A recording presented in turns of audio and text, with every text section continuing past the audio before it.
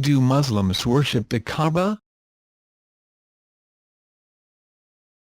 Islam promotes idolatry, and this is Irony of important ironies. because this is an issue where Muslims really think they have all other religions, right? They got all other religions in check here. You guys are all the idolaters except us. Now, as I pointed out in other contexts, false prophets don't come to you and say, hey, let's commit a bunch of idolatry. Yeah.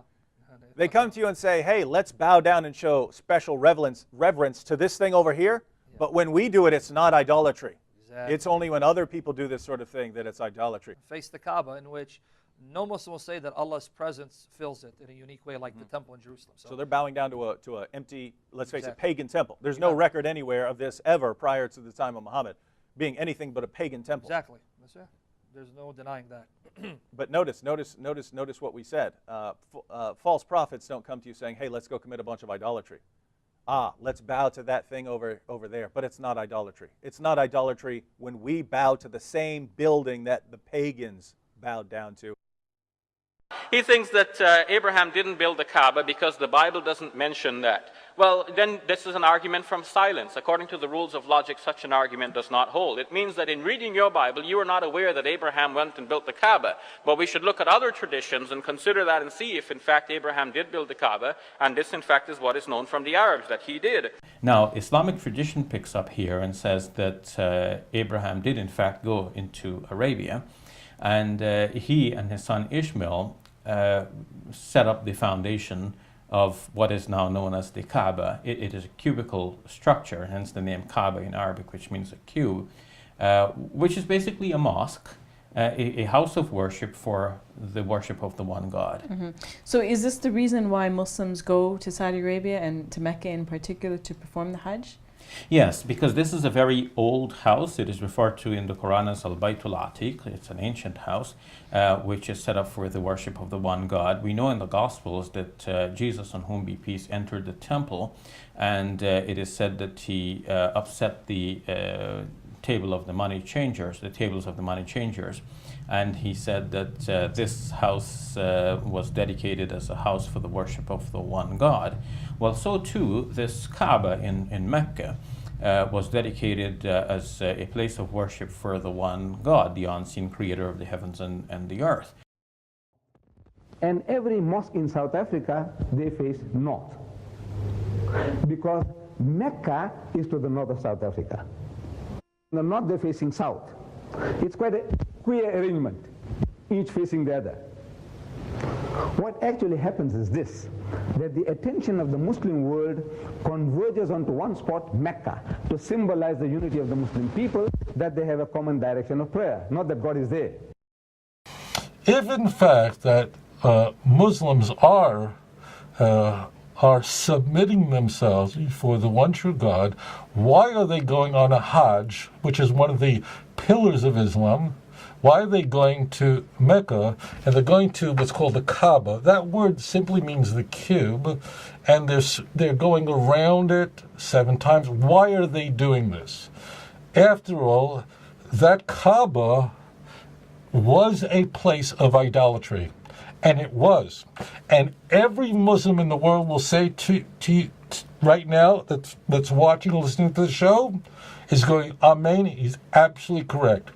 There were actually hundreds of gods that were worshipped in Mecca during the Jahiliyyah, which means at a time when the Arab world was in a state of, the word really means stupidity or lack of knowledge, okay? The key point of the Kaaba is that following the advent of Islam, meaning of Muhammad's message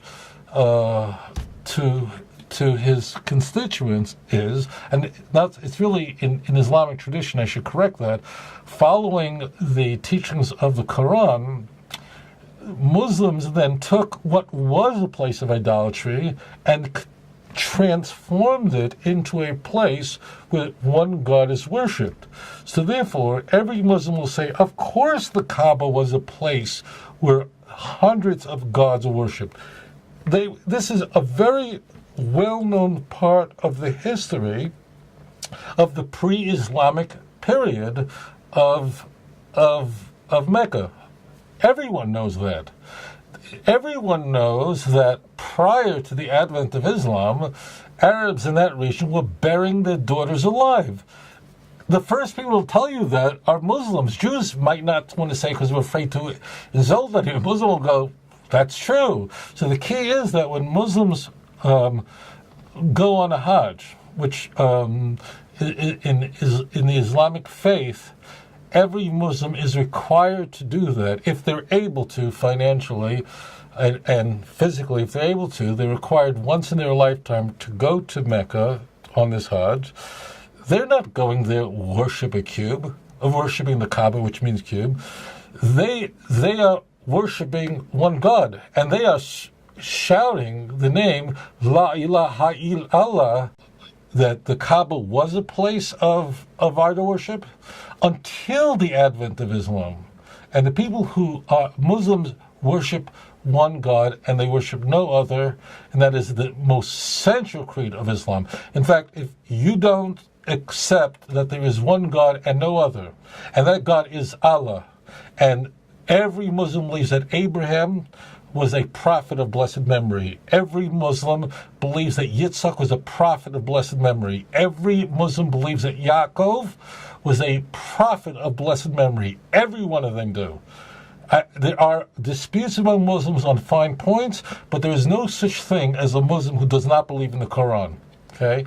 So therefore, yes, the Kaaba was transformed from a place of idolatry into a place of worshiping one God. And therefore, they're not worshiping idols by going to the Kaaba.